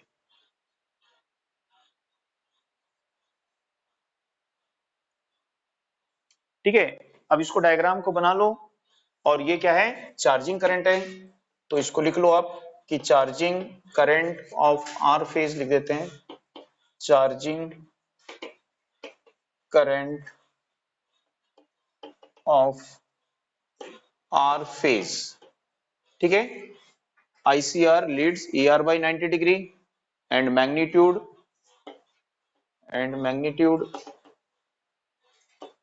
Of charging current. ठीक है, ये हो गई आपकी phase voltage upon reactance between line and earth. ठीक है, और ये मैग्नीट्यूड में क्या है, इक्वल है, और वेक्टर सम क्या है, जीरो। तो vector sum of all three charging current at an instant will be 0। ठीक है, इसको नोट कर लो आप, डायग्राम भी बना लो।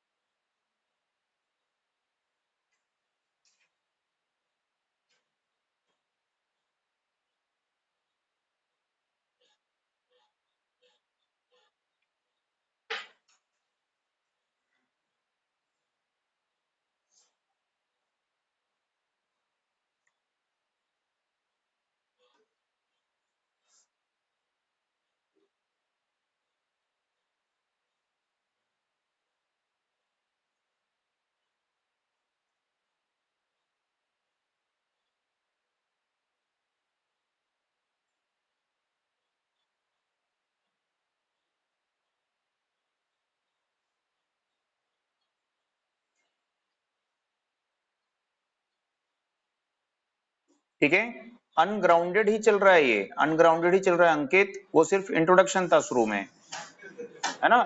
इसको हम यहाँ पे डिटेल में समझ रहे हैं, शुरू में जो बताया था वो सिर्फ इंट्रोडक्शन है। इंट्रोडक्शन से भी क्वेश्चन आते हैं ना, जैसे कि उसमें क्या लिखवाया आपको कि जो न्यूट्रल ग्राउंडिंग करते हैं वो कहाँ पे करते हैं, तो ईच वोल्टेज लेवल पे करते हैं, है ना। इस तरह के क्वेश्चन भी आते हैं कई बार एग्जाम में कि ईच वोल्टेज लेवल पे न्यूट्रल ग्राउंडिंग की जाती है। ठीक है,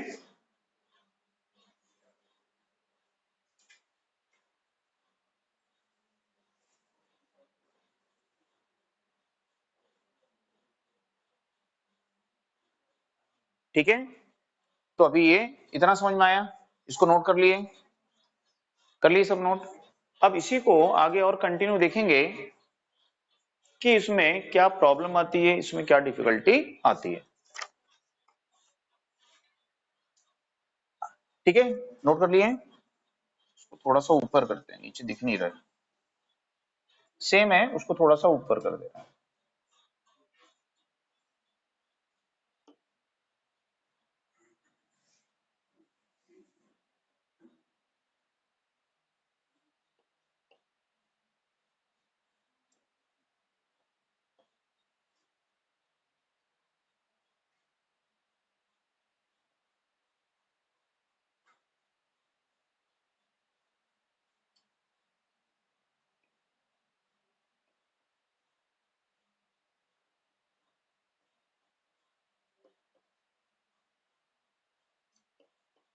ठीक है, इस प्रकार से हमने पढ़ा था अभी।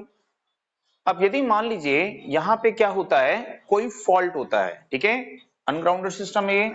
अब इस सिस्टम में कोई क्या हो जाता है, अर्थ फॉल्ट हो जाता है। तो जैसे मान लीजिए ये बी फेज है और इस बी फेज में क्या होता है, यहाँ पे एक अर्थ फॉल्ट हो जाता है।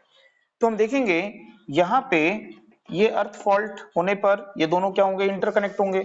ठीक है, तो ये जो कैपेसिटेंस है, ये वाला कैपेसिटेंस, ये कैपेसिटेंस क्या हो जाएगा, जीरो हो जाएगा। कैपेसिटेंस क्या क्रॉस शॉर्ट सर्किट होगा, तो कैपेसिटेंस की वैल्यू क्या हो जाएगी, यहाँ पे ये जीरो हो जाएगी। ठीक है, अब जिस फेज में फॉल्ट होता है उस फेज वोल्टेज की वैल्यू शॉर्ट सर्किट पॉइंट पे वोल्टेज क्या हो जाती है, जीरो। ठीक है, तो ये फेज वोल्टेज भी क्या हो जाएगी, शॉर्ट सर्किट पॉइंट पे क्या हो जाएगी, वहां पे जीरो हो जाएगी। और यहां से अब क्या फ्लो होगी, अर्थ फॉल्ट करंट फ्लो होगी। तो जो अर्थ फॉल्ट करंट फ्लो होगी वो कैसे फ्लो होगी, तो उसको फ्लो होने के लिए तो एक पाथ मिलेगा ये। ठीक है, तो अर्थ फॉल्ट करंट जो होगी वो इस डायरेक्शन में यहाँ पे फ्लो होगी। बात समझ में आ रही है कि अर्थ फॉल्ट करंट जो है वो इस डायरेक्शन में यहाँ पे ऐसा फ्लो होगी। तो जब अर्थ फॉल्ट करंट यहां से ऐसे फ्लो होगी तो उसको फ्लो होने के लिए पाथ कहां से मिलेगा, तो यहां से फ्लो होगी। और यहां से फ्लो होगी, ठीक है। तो यहां से करंट आएगी, अर्थ फॉल्ट करंट, और इन दोनों कैपेसिटेंस से क्या होगी, वो रिटर्न होगी। तो अब फॉल्ट करंट इस डायरेक्शन में फ्लो होगी, ठीक।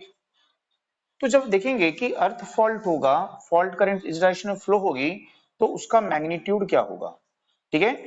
तो हम देखते हैं कि यहाँ पे ये जो कैपेसिटेंस है, ये कैपेसिटेंस, इस कैपेसिटेंस के अक्रॉस वोल्टेज क्या होगी। तो इस कैपेसिटेंस का एक पॉइंट किससे कनेक्ट है, वाई लाइन से, और इस कैपेसिटेंस का दूसरा पॉइंट किससे कनेक्ट है, बी से, ठीक है। यानी कि कैपेसिटेंस का एक पॉइंट वाई से कनेक्ट हो गया है और एक पॉइंट किससे कनेक्ट हो गया है, बी से कनेक्ट हो गया है। तो यहाँ पे जो वोल्टेज होगी, उस वोल्टेज को हम क्या बोलेंगे कि यहाँ पे जो वोल्टेज है वो क्या हो गई, वाई बी हो गई, ठीक है। यानी कि ये वोल्टेज क्या कहलाती है, लाइन वोल्टेज कहलाती है, ठीक है। तो यहाँ पे ये फेज वोल्टेज तो हो जाएगी जीरो, लेकिन यहाँ पे ये जीरो हो गई, मान लो ये जीरो हो गई, ये जीरो हो गई, ठीक। तो हम देखेंगे कि ये जो फेज है, इस फेज के अक्रॉस अब कौन सी वोल्टेज अपीयर हो जाएगी, लाइन वोल्टेज अपीयर हो जाएगी, ठीक है।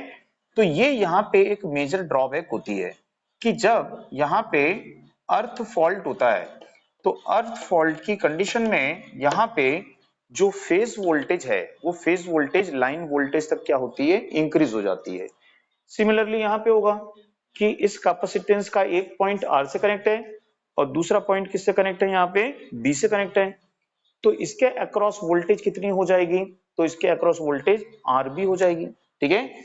मींस ये वाला कैपेसिटेंस कहाँ कनेक्ट है, देखो ये कैपेसिटेंस का एक पॉइंट यहाँ कनेक्ट है, उसका दूसरा पॉइंट यहाँ कनेक्ट है, मतलब कि ये कैपेसिटेंस ऐसे कनेक्ट है। तो इसके अक्रॉस जो वोल्टेज होगी वो क्या हो जाएगी, यहाँ पे आर बी हो जाएगी, ठीक है। तो ये आर बी हो जाएगी, तो यहां भी लाइन वोल्टेज, तो यहां पे जो फेज वोल्टेज है वो लाइन वोल्टेज तक क्या होती है, इंक्रीज हो जाती है, ठीक है। ठीक, अभी हमने देखा था कि जो कैपेसिटिव करंट थी, वो कैपेसिटिव करंट क्या थी, फेज वोल्टेज अपॉन रिएक्टेंस थी। अब यहाँ पे जो करंट फ्लो होगी अंडर अर्थ फॉल्ट कंडीशन, अर्थ फॉल्ट कंडीशन में जो मैग्नीट्यूड ऑफ चार्जिंग करंट होगा वो कितना होगा। तो यहाँ पे मैग्नीट्यूड ऑफ चार्जिंग करंट कैसे निकालोगे, तो potential difference across capacitor upon reactance निकालोगे। तो कैपेसिटर का रिएक्टेंस तो उतना ही रहेगा, है ना, क्योंकि कैपेसिटेंस की वैल्यू में चेंज नहीं हुआ। अभी भी कैपेसिटेंस किसके बिटवीन है, यहाँ पे ग्राउंड और इसके बिटवीन बन रहा है, ठीक है।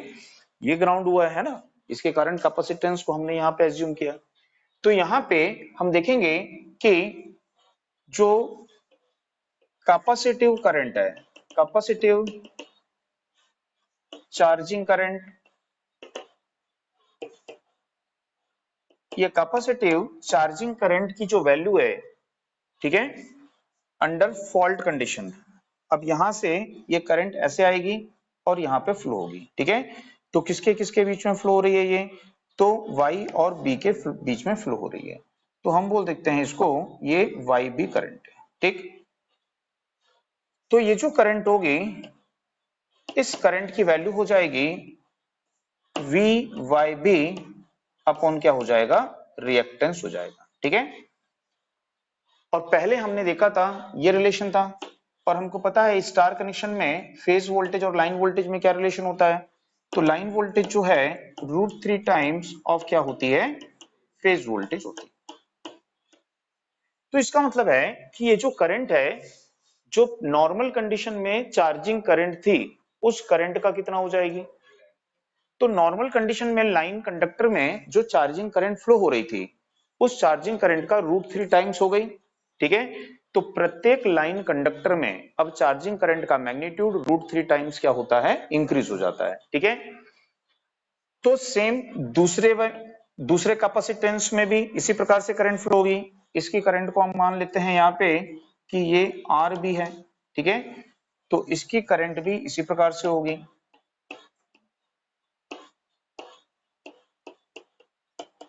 तो ये √3 और फेज वोल्टेज को हम फेज वोल्टेज लिख देते हैं, फेज वोल्टेज अपॉन क्या होगा, एक्स, ठीक है। यानी कि ये फॉल्ट करंट यहां से इसमें फ्लो हो रही है, ये फॉल्ट करंट यहां से इसमें फ्लो हो रही है, यानी कि ये फॉल्ट करंट इन दोनों करंट का क्या है, वेक्टर सम है, ठीक है ना। तो ये फॉल्ट करंट जो है इन दोनों करंट का सम है। तो ये जो फॉल्टी लाइन है, इस फॉल्टी लाइन से जो फॉल्ट करंट फ्लो हो रही है, ये फॉल्ट करंट यहां पे इन दोनों करंट का क्या है, वेक्टर सम है, ठीक। तो इस कंडीशन में देखें कि फॉल्ट करंट की वैल्यू क्या होगी, तो फॉल्ट करंट की वैल्यू होगी √3 EPH अपॉन XC प्लस क्या होगा, √3 EPH अपॉन क्या होगा, XC हो जाएगा, ठीक है, बस में। तो फॉल्ट करंट का जो मैग्नीट्यूड होगा वो क्या हो जाएगा, यहाँ पे बहुत ज्यादा इंक्रीज हो जाएगा। तो लगभग यदि हम देखें फॉल्ट की कंडीशन में जो चार्जिंग करंट है वो √3 टाइम्स ऑफ क्या होती है, नॉर्मल चार्जिंग करंट हो जाती है, और इस लाइन में चार्जिंग करंट का मैग्नीट्यूड लगभग क्या होता है, 3 टाइम्स हो जाता है, ठीक है।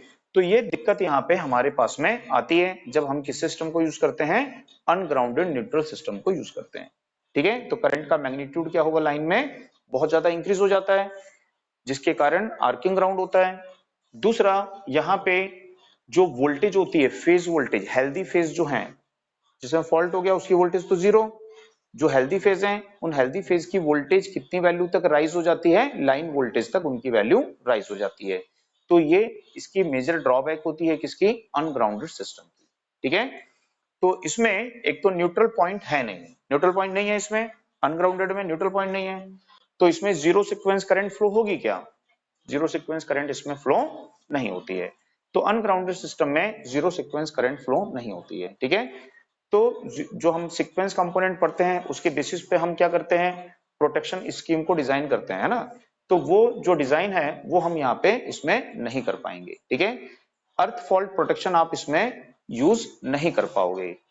दूसरा क्या होता है, जैसे कि इलेक्ट्रोस्टैटिक चार्ज होते हैं, या फिर क्या होता है, लाइटनिंग वगैरह होती है ना। तो उसकी करंट क्या होती है, अर्थ में डिस्चार्ज हो जाती है, ग्राउंड में डिस्चार्ज हो जाती है, तो वो यहाँ पे डिस्चार्ज नहीं हो पाएगी क्योंकि यहाँ पे न्यूट्रल ग्राउंड ही नहीं है। तो ये सब डिफिकल्टीज यहाँ पे आती है। तो मेन डिफिकल्टीज क्या थी इसमें, आर्किंग ग्राउंड। तो उस आर्किंग ग्राउंड की डिफिकल्टीज को ओवरकम करने के लिए हम क्या करते हैं, न्यूट्रल को ग्राउंड करते हैं, ठीक है। तो इसको नोट कर लीजिए जल्दी से, ये फॉल्ट हुआ है यहाँ पे, और फॉल्ट के बाद में ये कंडीशंस यहाँ पे आती है।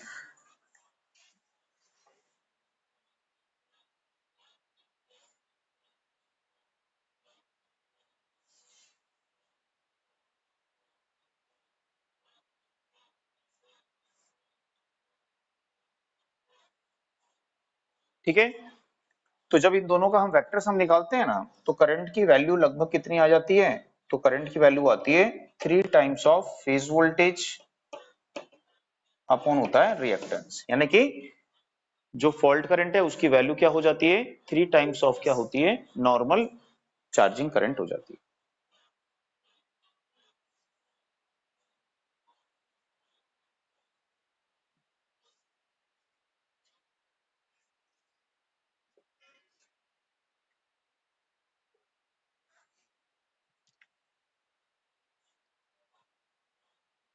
ठीक है ना। इसका वेक्टर सम लेते हैं ना, डायरेक्ट सम नहीं होता है, वेक्टर सम लेते हैं तब ये वैल्यू आती है ना। वेक्टर सम के लिए वेक्टर ड्रॉ करना पड़ता है, और वेक्टर ड्रॉ करके फिर उसका फेज एंगल निकालना पड़ता है, उसके बाद में फिर कैलकुलेशन करते हैं, ठीक। ये सिर्फ आपको समझने के लिए है, इसमें से क्या है, कुछ पॉइंट्स आपको याद रखने हैं, है ना, कि अनग्राउंडेड सिस्टम में अर्थ फॉल्ट होने पर, है ना, फेज वोल्टेज क्या हो जाती है, बढ़ जाती है, किसके इक्वल हो जाती है, कौन सी फेज वोल्टेज, हेल्दी फेज, जो हेल्दी फेज होते हैं जिनमें फॉल्ट नहीं हुआ उनकी वोल्टेज बढ़ जाती है, ठीक है। और दूसरा, कि जो हेल्दी फेज की चार्जिंग करंट होती है वो कितनी हो जाती है, √3 टाइम्स हो जाती है ना। हेल्दी फेज की चार्जिंग करंट कितनी हो जाती है, √3 times of normal charging current हो जाती है। और फॉल्टी फेज की चार्जिंग करंट कितनी हो जाती है, 3 times of normal charging current हो जाती है, ठीक है। तो इस तरह के दो चार पॉइंट हैं, ये आपको यहाँ पे याद रखने हैं, बाकी समझने के लिए, है ना। तो इसमें नोट करिएगा पॉइंट डाल के, फर्स्ट के,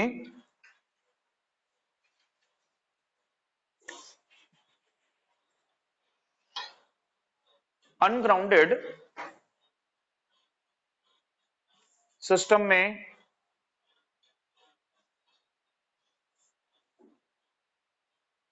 अर्थ फॉल्ट की कंडीशन में, अर्थ फॉल्ट की कंडीशन में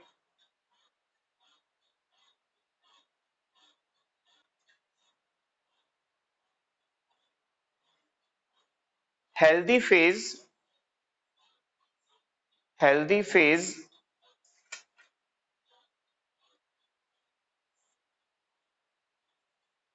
एक सेकंड डिस्कनेक्ट हो गया।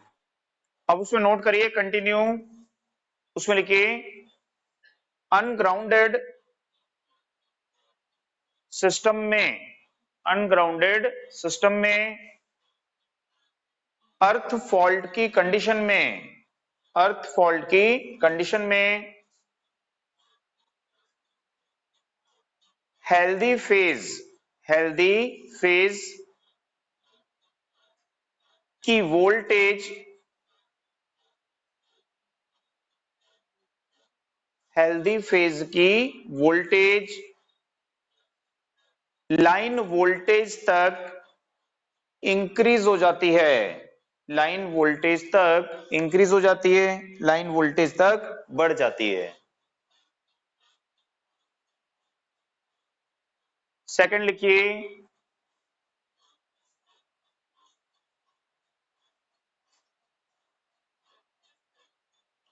हेल्दी फेज, हेल्दी फेज की चार्जिंग करंट, हेल्दी फेज की charging current normal charging current का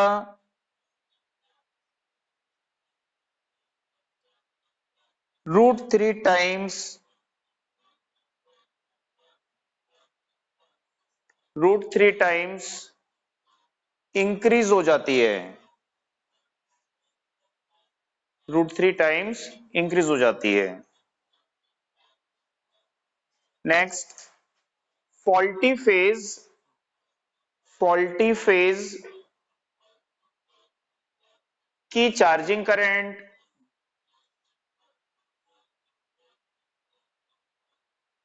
नॉर्मल वैल्यू का 3 टाइम्स इंक्रीज हो जाती है।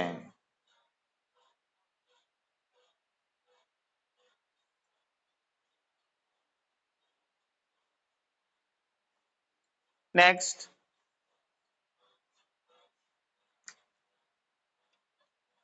कैपेसिटिव फॉल्ट करंट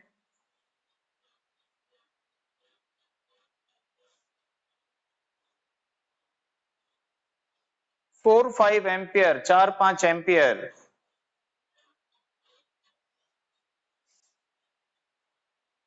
से हायर होने पर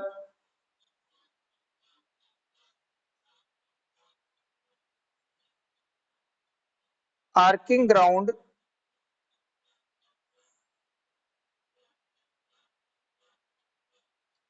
होता है, आर्किंग ग्राउंड होता है।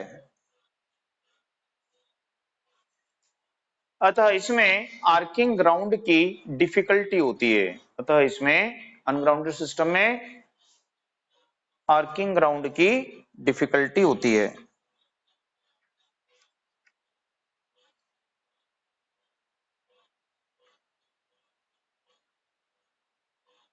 नेक्स्ट फॉल्ट करंट स्मॉल होने के कारण, फॉल्ट करंट स्मॉल होने के कारण, फॉल्ट करंट स्मॉल होने के कारण protective device, protective device use नहीं कर सकते हैं, प्रोटेक्टिव डिवाइस यूज नहीं कर सकते हैं, है ना। प्रोटेक्टिव डिवाइस को ऑपरेट होने के लिए एक निश्चित करंट चाहिए, तो ये करंट उससे कम है, तो प्रोटेक्टिव डिवाइस ऑपरेट नहीं होंगे, तो वो वर्क नहीं करेंगे। ठीक है, नेक्स्ट के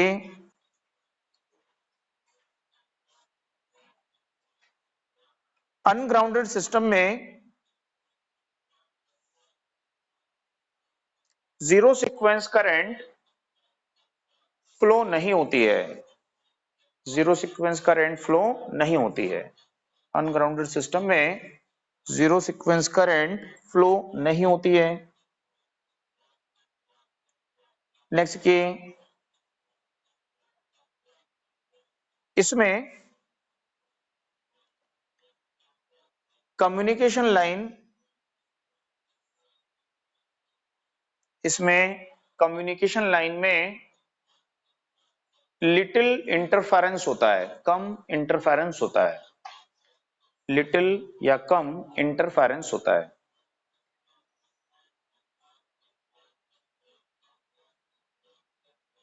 ठीक है, नेक्स्ट ये static charge, static charge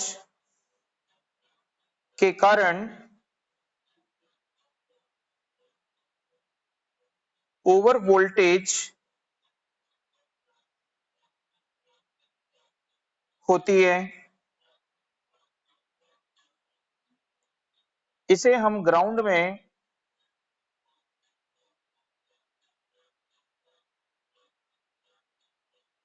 discharge नहीं कर सकते हैं, इसे हम ग्राउंड में डिस्चार्ज नहीं कर सकते हैं।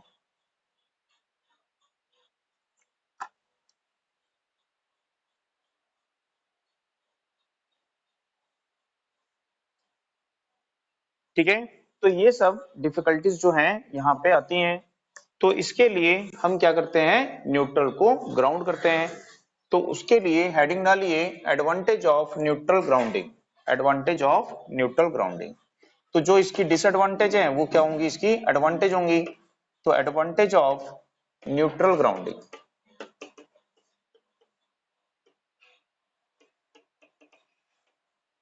ठीक है, तो न्यूट्रल ग्राउंड करने से हम क्या कर सकते हैं, आर्किंग ग्राउंड की प्रॉब्लम को एलिमिनेट कर सकते हैं, उसको समाप्त कर सकते हैं। ठीक है, तो फर्स्ट उसमें लिखिए एडवांटेज में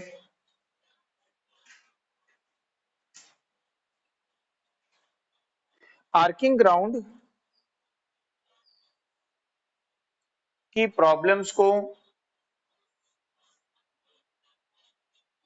एलिमिनेट कर सकते हैं, आर्किंग ग्राउंड की प्रॉब्लम को एलिमिनेट कर सकते हैं, समाप्त कर सकते हैं। नेक्स्ट, न्यूट्रल पॉइंट शिफ्ट नहीं होता है, न्यूट्रल पॉइंट शिफ्ट नहीं होता है, यह स्टेबल होता है, स्टेबल रहता है। न्यूट्रल पॉइंट शिफ्ट नहीं होता है, यह स्टेबल होता है, स्टेबल यानी स्थायी होता है। ठीक है, नेक्स्ट के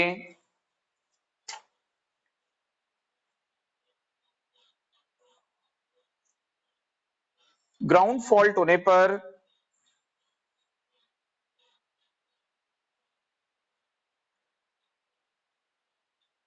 हेल्दी फेज की वोल्टेज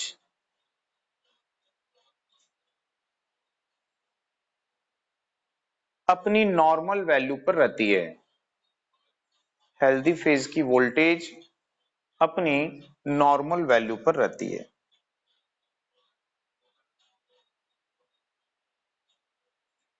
नेक्स्ट की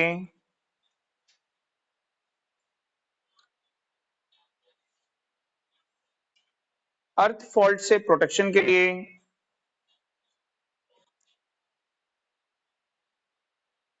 प्रोटेक्टिव रिले का यूज कर सकते हैं, अर्थ फॉल्ट से प्रोटेक्शन के लिए प्रोटेक्टिव रिले का यूज कर सकते हैं।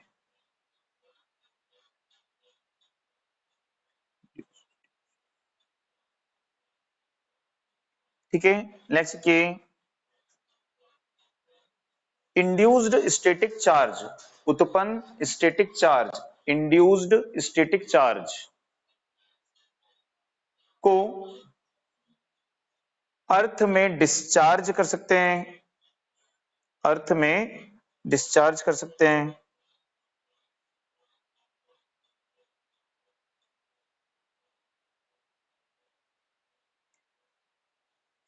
ग्राउंडिंग में रेजिस्टेंस एंड रिएक्टेंस का यूज करके, ग्राउंडिंग में रेजिस्टेंस एंड रिएक्टेंस का यूज करके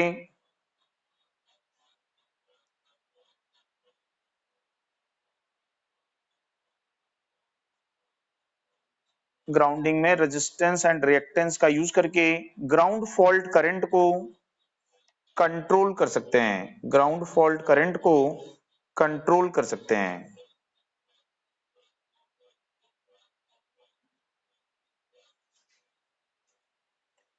सिस्टम की रिलायबिलिटी,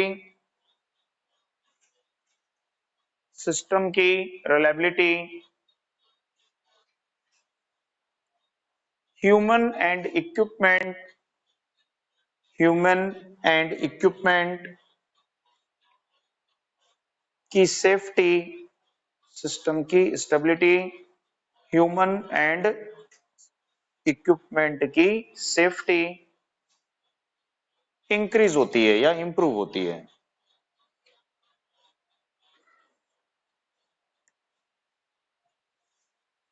ठीक है, तो यहां पे जो ग्राउंडेड न्यूट्रल सिस्टम होता है,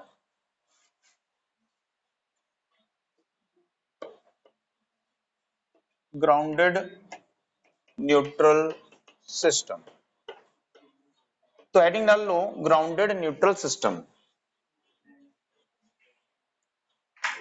तो ग्राउंडेड न्यूट्रल सिस्टम को टू टाइप से क्या कर सकते हैं, इसको क्लासिफाई कर सकते हैं, टू कैटेगरीज में इसको हम यहाँ पे डिवाइड कर सकते हैं। ठीक है, तो एक होता है सॉलिड या इफेक्टिव ग्राउंडिंग सिस्टम होता है, ठीक है, और दूसरा क्या होता है, नॉन इफेक्टिव ग्राउंडिंग सिस्टम होता है। ठीक है, तो उसमें नोट करिएगा, उसमें हेडिंग डाल लो ग्राउंडेड न्यूट्रल सिस्टम, उसमें लिखिए ग्राउंडेड न्यूट्रल सिस्टम में लिखिए इस सिस्टम को टू कैटेगरीज में डिवाइड कर सकते हैं, इस सिस्टम को टू कैटेगरीज में डिवाइड कर सकते हैं।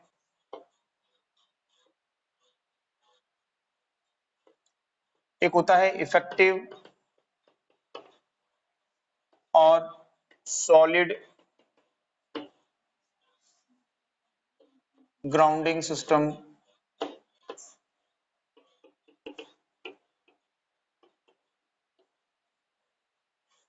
ठीक, और दूसरा होता है जिसको बोलते हैं non effective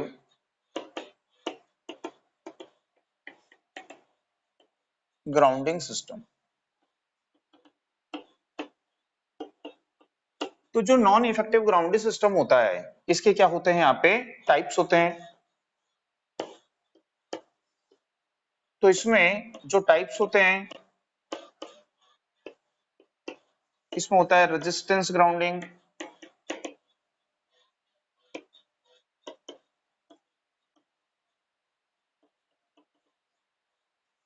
reactance grounding,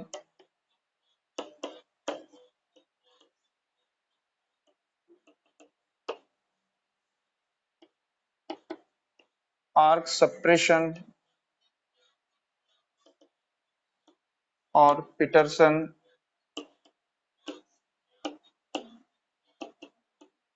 coil grounding,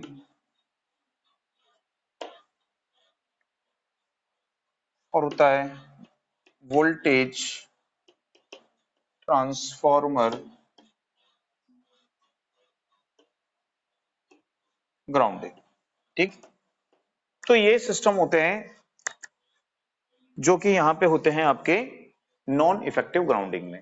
तो एक होती है इफेक्टिव या सॉलिड ग्राउंडिंग, सॉलिड ग्राउंडिंग को क्या बोलते हैं, इफेक्टिव ग्राउंडिंग, और जिसमें सॉलिड ग्राउंडिंग नहीं होती है उसको क्या बोलते हैं, नॉन इफेक्टिव ग्राउंडिंग बोलते हैं। ठीक है, तो इसका डिटेल अब नेक्स्ट क्लास में देखेंगे, है ना, ब्रेक लेके आ जाओ उसके बाद में